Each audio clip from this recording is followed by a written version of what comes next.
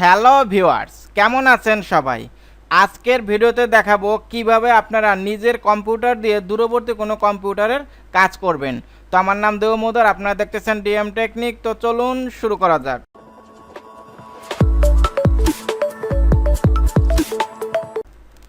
তো দূরবর্তী কোনো কম্পিউটারে কাজ করার জন্য আপনার কম্পিউটার নেট থাকতে হবে, তার কম্পিউটারও নেট থাকতে হবে এবং দুজনের কম্পিউটারে একটা সফটওয়্যার থাকতে হবে।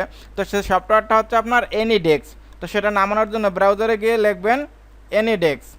এখান থেকে উইন্ডোজে যাবেন, এরপর এখান থেকে যে ডাউনলোড নাও আছে এটার উপর ক্লিক করবেন।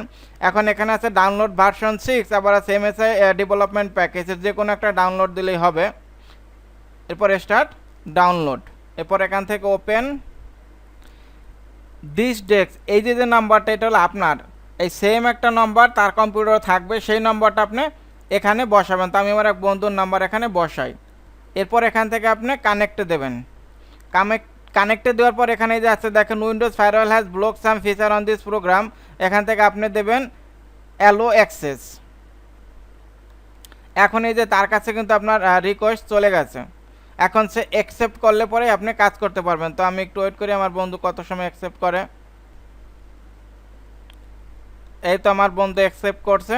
এই দেখেন তার পিসি কিন্তু চলে আসছে, এই যে দেখেন এটা কিন্তু তার পিসি আর এটা হচ্ছে আমার পিসি। আপনার এটাকে আগে মিনিমাইজ করি, না হলে ভালো বোঝা যাবে না। এটা আমারটা, আমি এখানে যাই, যাওয়ার পর এটা মিনিমাইজ করি, এটাও মিনিমাইজ করি।